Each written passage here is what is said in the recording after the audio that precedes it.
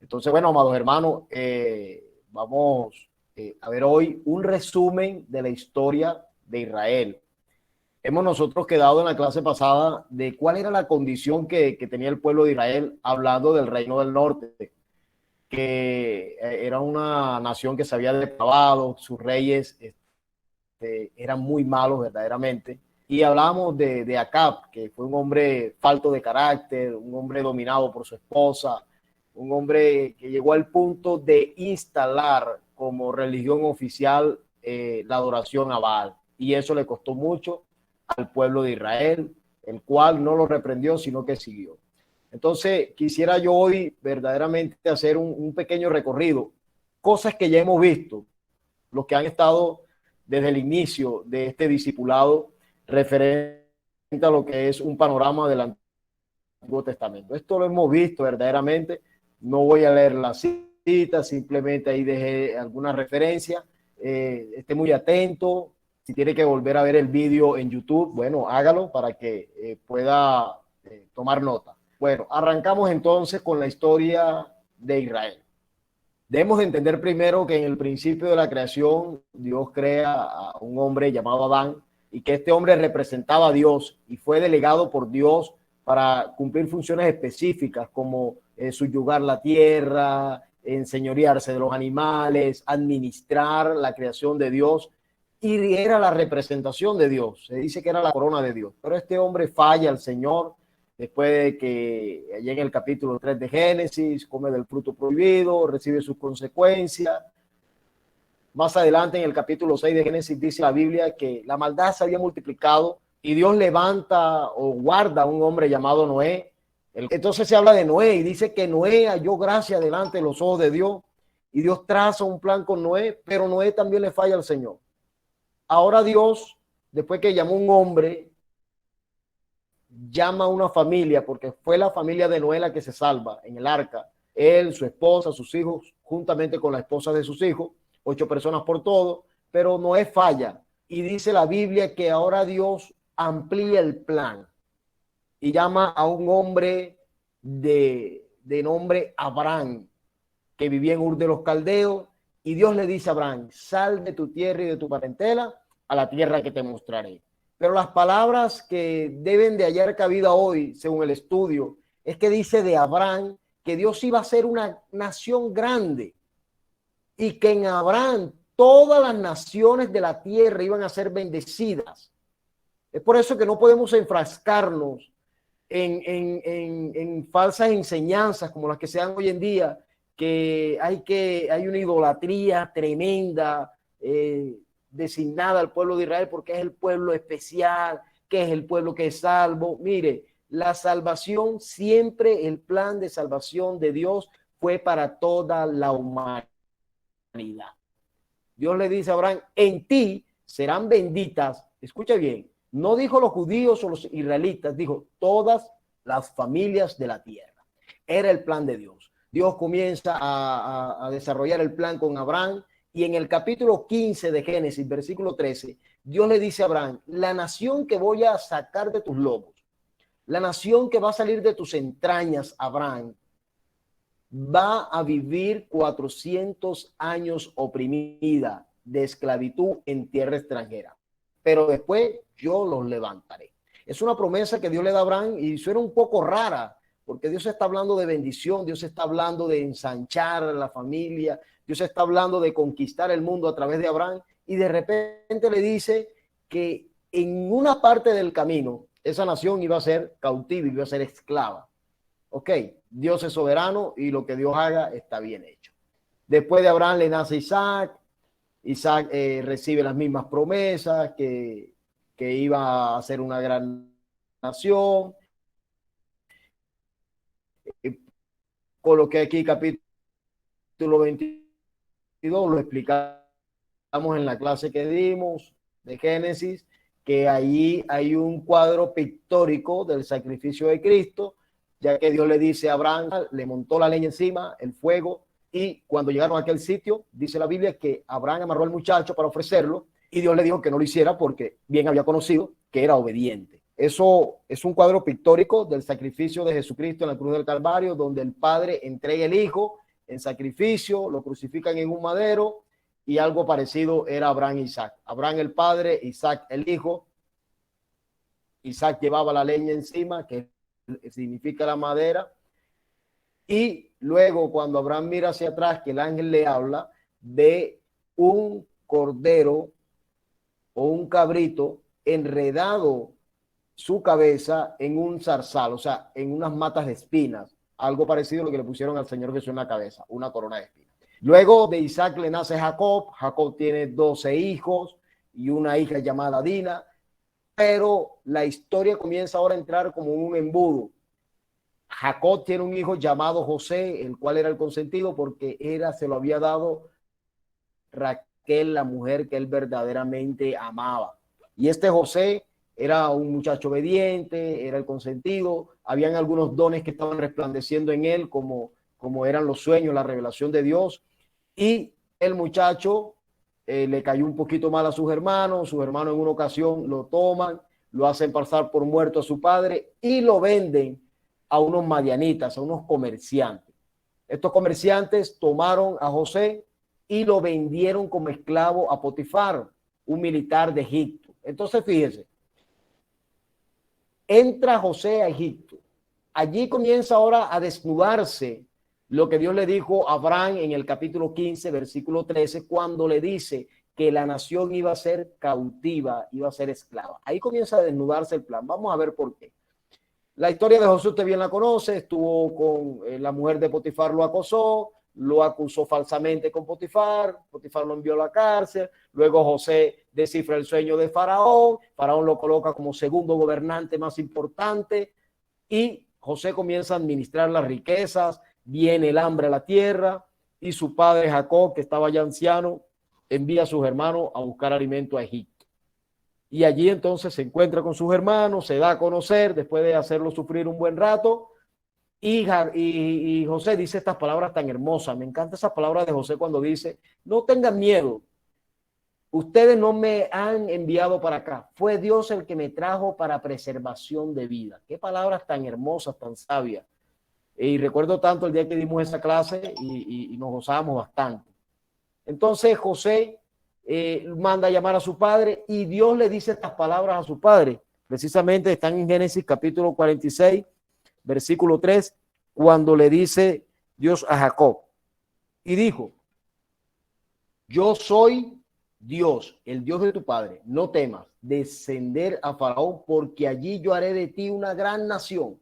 Le recordó las palabras que le había dicho Abraham a su tatarabuelo, perdón, a su abuelo, porque era Jacob, a su abuelo, las palabras mismas que le había dicho: de ti voy a hacer una gran nación, no temas. Comienza a desnudarse el plan de Dios. Y ciertamente él entra y hallan gracia delante del faraón de turno, le dan la tierra de Gosén, ellos están allí, muere ese faraón, pasan algunos años, muere José, se levanta un faraón según Éxodo capítulo 1, ya estamos en Éxodo capítulo 1, y dice que este no conoció a José y comenzó a oprimir al pueblo, comenzó a esclavizarlo. Comienzan allí los 400 años de esclavitud de los cuales Dios le había dicho a Abraham. Y comenzó a esclavizar al pueblo, y el pueblo, dice la Biblia, que entre más los oprimían, ellos más se multiplicaban y crecían. Entonces, en cierto día, Faraón determina matar a los niños, ya usted sabe, sale Moisés por allá a la historia, prepara a Dios a Moisés en el palacio, luego en el desierto, y luego lo vuelve a llamar para que liberte al pueblo. ¿Okay? De ese entonces, dice Éxodo 12:41, que duraron 430 años en Egipto. Pero ¿cómo es eso, hermano Castellón? Si Dios le había dicho 400. Bueno, sí, 400 años de esclavo y 30 años donde gozaron, porque tal vez José estaba vivo o el faraón de turno que los recibió estaba vivo y no eran esclavos. Pasados esos 30 años, ellos comenzaron a esclavizar al pueblo de Israel. ¿Ok? Entonces, Dios saca al pueblo con mano poderosa. En el Éxodo capítulo 12 también se da lo que es la Pascua, la primera fiesta judía, que habla también de Jesucristo, según Primera de Corintios, capítulo 5, versículo 7, donde dice que nuestra Pascua ya ha sido sacrificada, la cual es Cristo. Todo habla de Cristo. ¿Ok? Entonces seguimos avanzando. En el capítulo 19, cuando Dios manda a llamar a Moisés al monte, Dios le dice a Moisés, mira, si este pueblo oye mi palabra y las guarda, será mi especial tesoro. Pero había una condición, y es aquí donde quiero yo cortar con esa ideología que se le ha sembrado a la iglesia cristiana hoy, que Israel es el pueblo preferido de Dios. No, era preferido, pero habían condiciones. Y la condición era que tenían que oír y guardar. Si no oían y no guardaban, no podían entrar en el pacto de Dios.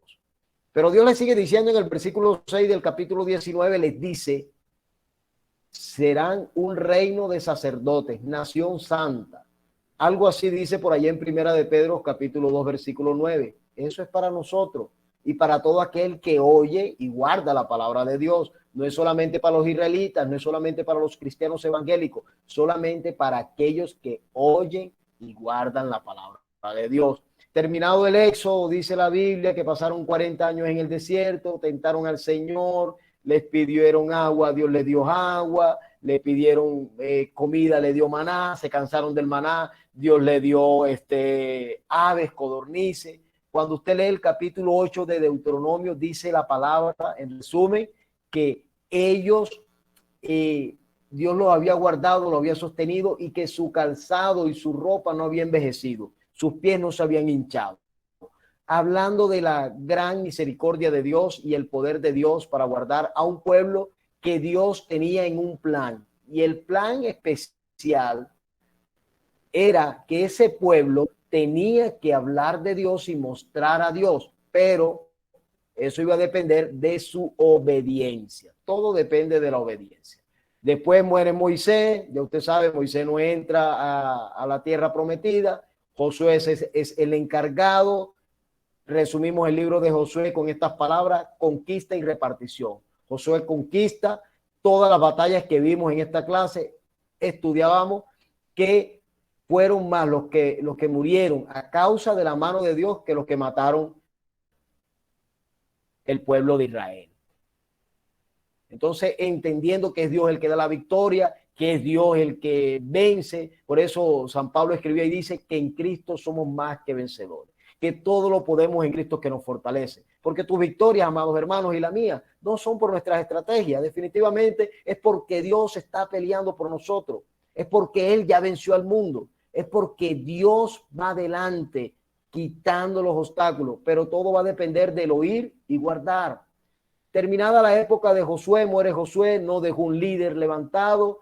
Dice la palabra de Dios en el libro de Jueces que ellos no habían escuchado nada de Dios, no había quien hablara de Dios, entonces cada quien hacía lo que bien le parecía. Aproximadamente se hablan de 13 jueces, incluyendo a Samuel, del cual se dice que fue el último juez y profeta, o el primer profeta en esta época. Pasado aquello, el pueblo de Israel, nace Samuel, ya usted sabe la historia. Su mamá Ana no podía dar a luz y le ora al Señor. El sacerdote Elí, quien era el sacerdote de turno, le da la bendición después de haberle dicho tratado de borracha. Y después que le da la bendición, dice la Biblia que se levantó esa mujer, comió y bebió y más nunca lloró. Cito capítulo 1 de Primera de Samuel, más nunca lloró. Ciertamente cuando da luz, una de las promesas que ella había hecho era que si Dios le daba el hijo, ella lo dedicaba todos los días a Dios. Y cuando desteta al niño, lo entrega al profeta, al sacerdote Elí en el templo, y dice la Biblia que el niño ministraba en la presencia de Dios, pero no conocía la palabra, porque dice que la palabra no le había sido revelada hasta que Dios comienza a tratar con él, y entonces comienza el muchacho a entender. Podemos estar sirviendo en algún lugar en la iglesia y no se nos ha podido ser revelado la palabra. Podemos estar sirviendo con nuestras estrategias, con nuestra fuerza, nuestro pensamiento, filosofía, pero probablemente no estemos sirviendo conforme a lo que Dios ha determinado. Eso es posible, ahí lo vemos en la Biblia. Lo invito a leer el capítulo 3 de Primera de Samuel. Ya Samuel un poco grande, ya estaba ministrando, a Elí le cayó juicio, el arca es llevada por los filisteos, mueren los hijos de Elí, muere Elí, y entonces Samuel queda al frente, y Samuel, dice la Biblia, que un día se le acercaron los ancianos, ya Samuel estaba algo viejo, y le dijeron, queremos rey. El problema no era que pidieran rey, porque cuando usted lee Deuteronomio 17, Dios ya sabía que ellos iban a pedir rey y Dios le había dado ordenanzas para los reyes. Entonces, eso no tomó de sorpresa a Dios. Aquí lo sorprendente es que ellos dijeron, queremos un rey como las otras naciones. El problema no es lo que queremos, el problema es por qué lo queremos, porque nos queremos parecer a las otras naciones. No, definitivamente no y radicalmente no. Tenemos que parecernos a Cristo. Somos gente del reino, somos gente de especial. Él lo dijo, somos su especial tesoro. No tenemos que parecernos a los que no se parecen a Dios. Por eso decía San Pablo a los Corintios, capítulo 11, versículo 1, sed imitadores de mí como yo de Cristo. Pasado esto, Samuel se entristece mucho, pero Dios le dice, quédate tranquilo, no te han desechado a ti, me han desechado a mí. Y Dios escoge a un hombre llamado Saúl, que un buen día sale a buscar unas asnas que su padre había perdido y dice que era un muchacho muy tímido, aunque era muy hermoso, era muy alto, tenía un buen porte, pero era muy tímido. Al punto es que Dios prepara el escenario, se encuentra con Samuel. Samuel, cuando lo ve de primero, Dios le dice, de este es el que te dije ayer que a esta hora tú lo ibas a encontrar y es el que me vas a ungir por rey de Israel. Ciertamente, Samuel se entrevista a solas con él, le dice el plan de Dios y le da algunas señales, le dice, después de que me dé la espalda, Dios va a mudar tu corazón, esa que experimentó el nuevo nacimiento. Y ciertamente fue así, Saúl experimentó el nuevo nacimiento. Pero Saúl fue muy desobediente desde el principio, tenía que esperar que fuera el profeta Samuel a ofrecer sacrificio, que el pueblo se le iba, adelantó y tomó el lugar del sacerdote, cosa que no le correspondía.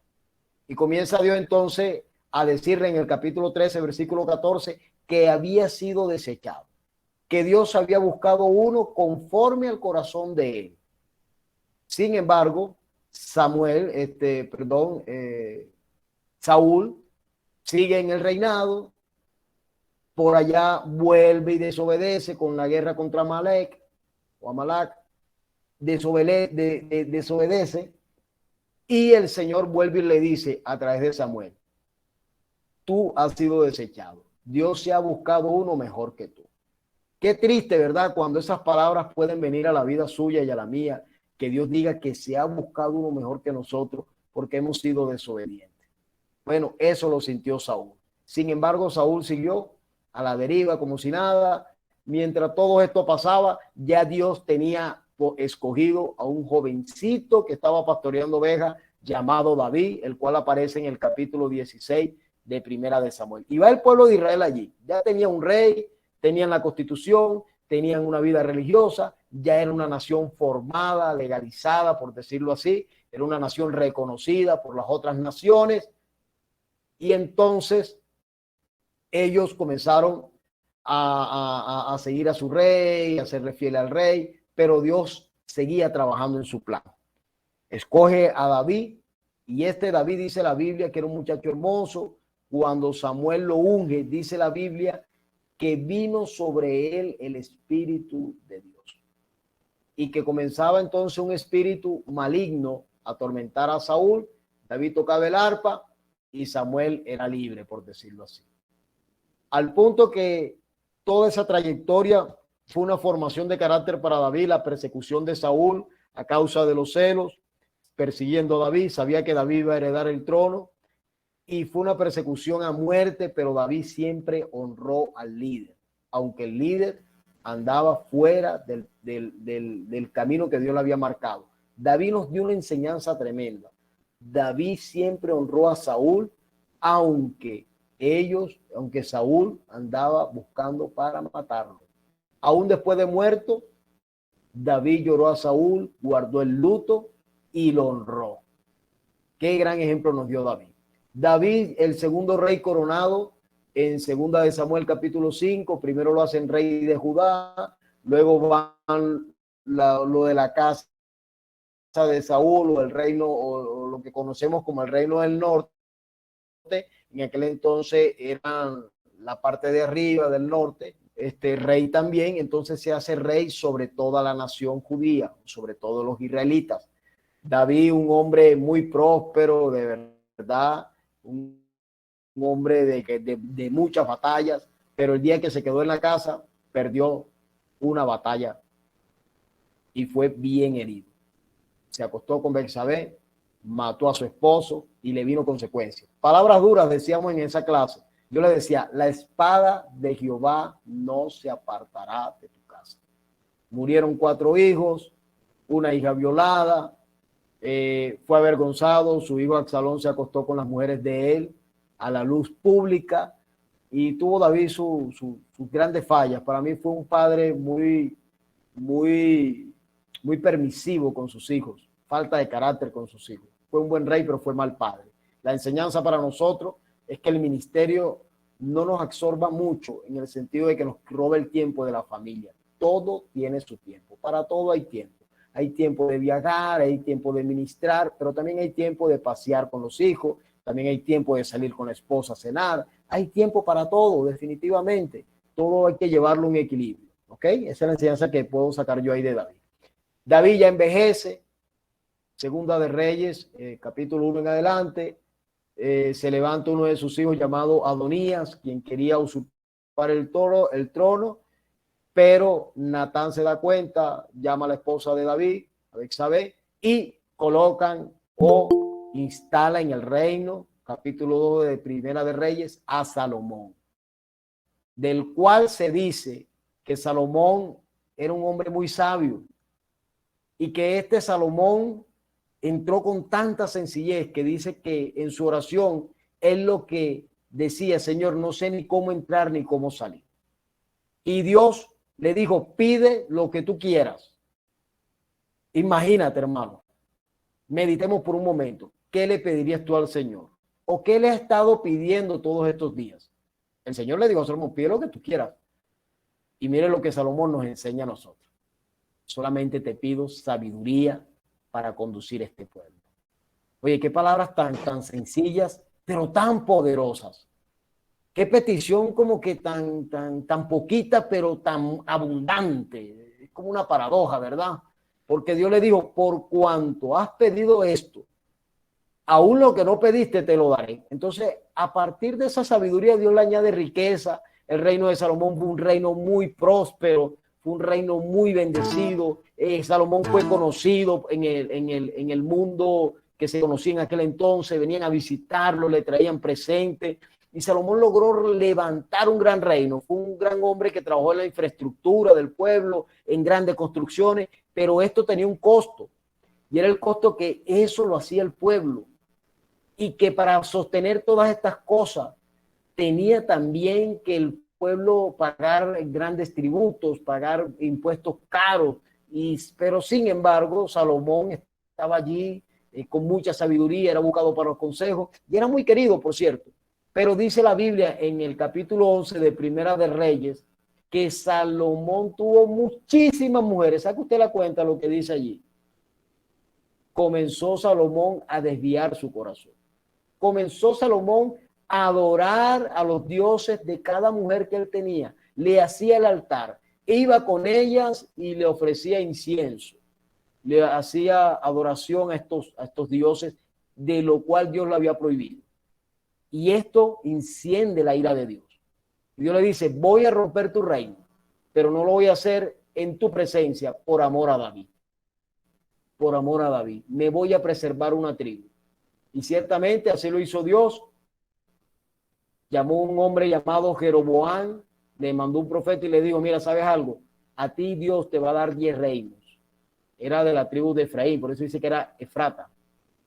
Te voy a dar 10 reinos, procura hacerlo bien, Dios te va a bendecir, Dios está contigo, este es un plan de Dios. Y aquel hombre acepta. Mientras que Roboam, que era el heredero por sucesión de Salomón, cuando muere Salomón, él toma el reino y el pueblo le dice, oye, bájanos los impuestos, tu papá era un duro con nosotros. Y él dice, vengan en 3 días. No oró, fue y buscó el consejo de los ancianos le dijeron, está bien, trata de hacer las paces con el pueblo, bájale 2. Y él le dijo, bueno, está bien. Fue donde los amigos de él, le pidió consejo y los amigos le dijeron, no, tú eres loco, súbele la carga. Él hizo esto y esto provocó la ruptura del reino. Estamos hablando que estos acontecimientos ocurrieron en el año 931 a.C. Se divide el reino. Ahora había un reino en el norte conformado por 10 tribus y un reino en el sur conformado por 2 tribus. El reino del norte, que es el que nos compete hoy y el que hemos venido hablando, ya usted sabe que Jeroboam instituyó en el sacerdocio, a personas que no eran descendientes de la tribu de Leví. Ya por ahí comenzó mal. Segundo, hizo becerros de oro para que adoraran y no fueran a Jerusalén a adorar al Dios vivo, por celos, por miedo de que la gente se le quedara allá con Roboán.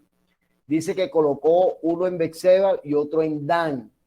Los puso en puntos estratégicos para que el pueblo no tuviera que moverse y tratar de ir a Jerusalén. Haciendo esto, Jeroboam pervierte la religión. Instaló su fiesta, instaló su culto, instaló sus ministros que no estaban ordenados por Dios. Hay muchas cosas que nosotros podemos hacer en nuestras iglesias y de seguro con buenas intenciones, pero estará acorde a la palabra de Dios. Porque de seguro Jeroboam tenía buenas intenciones y la buena intención era que el pueblo permaneciera allí, que fuera fiel y tal. Y entonces, oye, bueno, para que adoren a Dios. Pero fíjate que no solamente basta con buenas intenciones. Lo primordial es la palabra de Dios.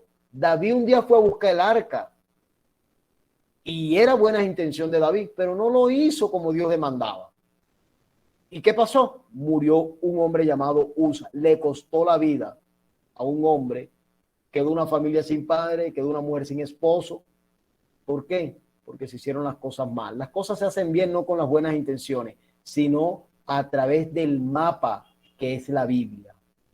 Pasado esto del rey Jeroboam, habíamos dicho la clase pasada y les mandé una guía, por cierto, les mandé un Word por un documento, se lo mandó el hermano J, si no estoy mal, por el grupo de WhatsApp, donde habla de los reyes que tuvieron el reino del norte. 19 reyes y ninguno fue bueno.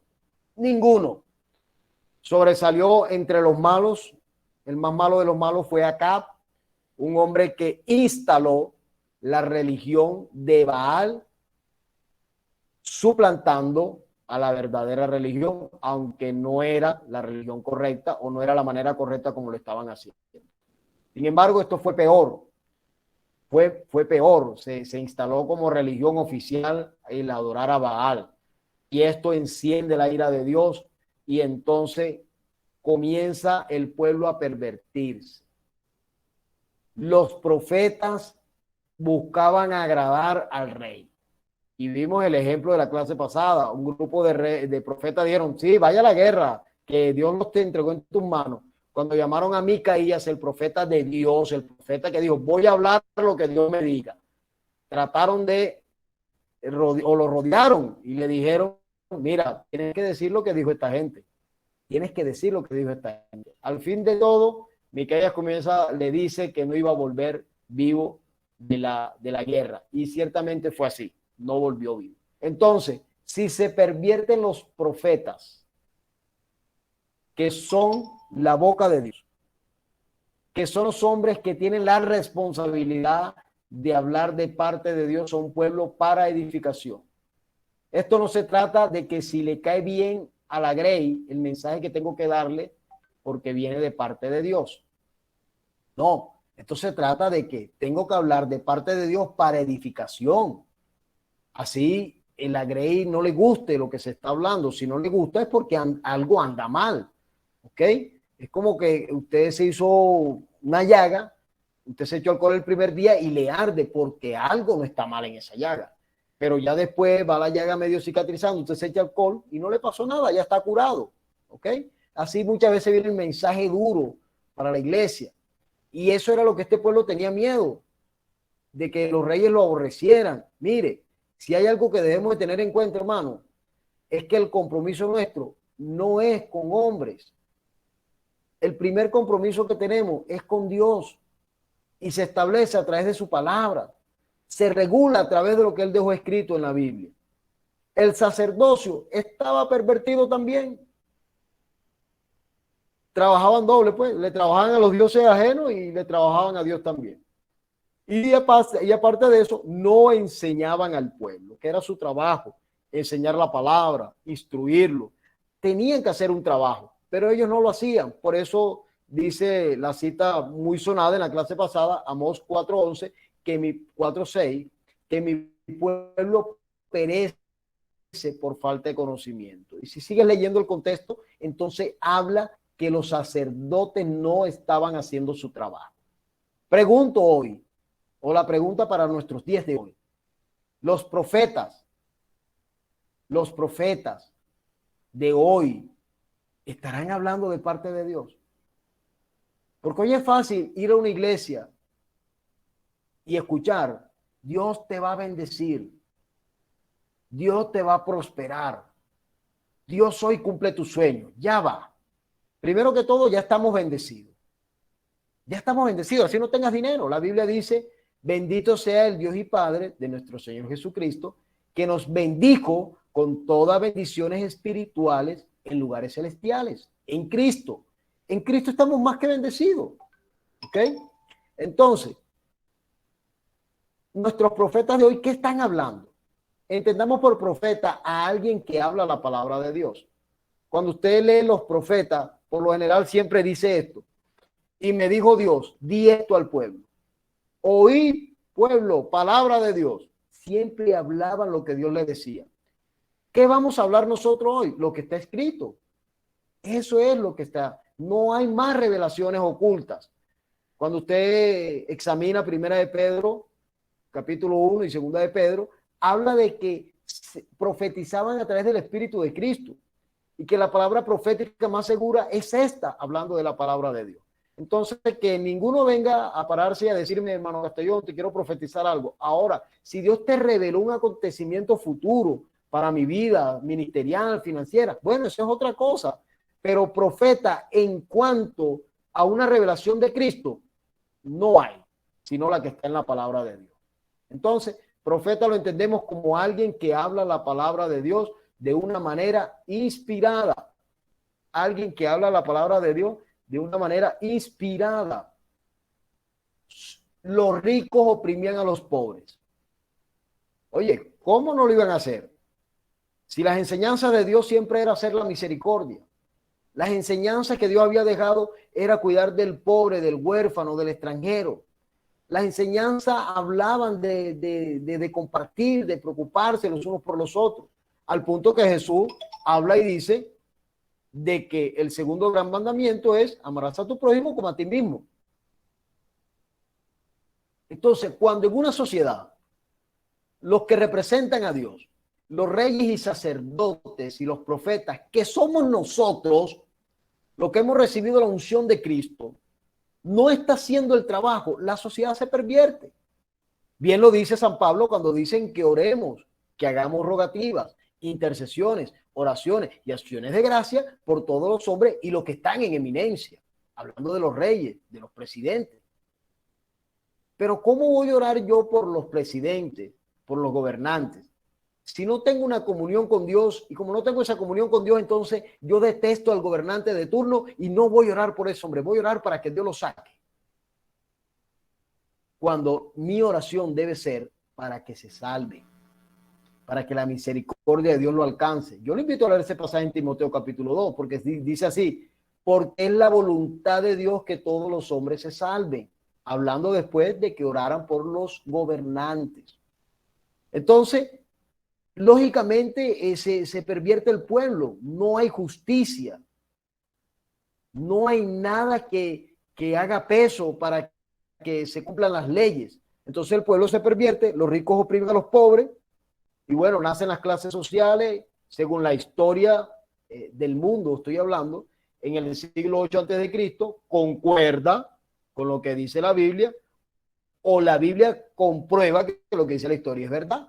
Pasó en los tiempos del profeta Amós, en el año 700 y algo antes de Cristo, hablando del siglo octavo antes de Cristo. Entonces, a raíz de estas cosas, de la idolatría, de que los líderes abandonaron todas las cuestiones, Dios determina un juicio. Usted quiere saber de los juicios de Dios, lea el profeta Amós y el profeta Oseas. Dios determina un juicio y hay algo en algunos de estos profetas que dice que el juicio es inminente, o sea, el juicio va porque va. Ya no había tiempo de arrepentimiento, ya las oportunidades estaban dadas, ya todo estaba en el tapete. Y no es sino hasta Segundo de Reyes capítulo 17, cuando ya se venía levantando un imperio llamado el Imperio de Asiria, que venía cabalgando con todo en la historia, venía conquistando pueblos, naciones, y es en el año 722, 721 aproximadamente, que va y toma a Israel del norte, o a la nación del norte, a Israel, a las 10 tribus que estaban allá. Hablamos que fue el año 931 que comenzó el reino dividido, al año 321 fueron 210 años que tuvieron estas personas en el reino del norte. Este rey tenía por costumbre, escuche bien, de trasladar a todo el pueblo, lo trasladaba a otras ciudades, lo hacía por estrategia de que no se levantara un patriota y mañana revolucionara el pueblo y les hiciera guerra internas allí para sacarlo. Entonces, cuando él sacaba a toda la gente de allí, quedaba la tierra sola, deshabitada, y él traía, el rey de Asiria, traía gente que había cautivado en otras naciones y las injertaba allí, las colocaba allí, las ponía a vivir allí, o sea, cambiaba la gente de naciones para que no hubiera el sentido de patria y de libertador y tal, algo así como un Simón Bolívar que se levantó. Entonces, eso era lo que evitaba el rey de Asiria. Pasado esto, dice la palabra de Dios, yo le invito a leer Segunda de Reyes 17, que comenzó Dios a levantar a los leones, a las fieras, y se comían a la gente, a los que el rey de Asiria había traído a la nación de Israel. Traída esta gente, Dios sacó los leones, las fieras, y se los comían. Ellos llamaron al rey y le dijeron, mira rey, necesitamos que nos mande gente de la que te llevaste de aquí para que nos enseñe de su Dios, porque su Dios está bravo y nos está matando. Ciertamente así lo hizo el rey, trajo un remanente de los que se había llevado, los instala en el reino de Israel, donde vivía gente extranjera. Voy a tratar de buscar el texto donde dice todos los extranjeros que vivían allí. Sé que está en Segunda de Reyes 17. Comenzó la mezcolanza, por decirlo así. Comenzó la mezcolanza. Voy a leer aquí, versículo 6 dice: en el año 9 de Oseas, el rey de Asiria tomó a Samaria y llevó a Israel cautivo a Siria y lo puso en Alá, en Nabor, junto al río de Gozán y en las ciudades de los Medos, porque los hijos de Israel pecaron contra Jehová su Dios, que los sacó de la tierra de Egipto, debajo de la mano de Faraón, rey de Egipto, que temieron a dioses ajenos y anduvieron en los estatutos de las naciones que Jehová había lanzado de delante de ellos. Entonces, ahí vemos por qué causa ellos fueron sacados de allí, por desobedientes. Por desobedientes. Entonces, cuando traen a los israelitas otra vez a su tierra, ahí estaban viviendo gente de otras naciones y se mezclaron. De allí nace la gran discordia que tenían en los tiempos bíblicos los judíos con los samaritanos. Juan capítulo 4. ¿Cómo es que tú me pides agua a mí sabiendo que los judíos y los samaritanos no se tratan?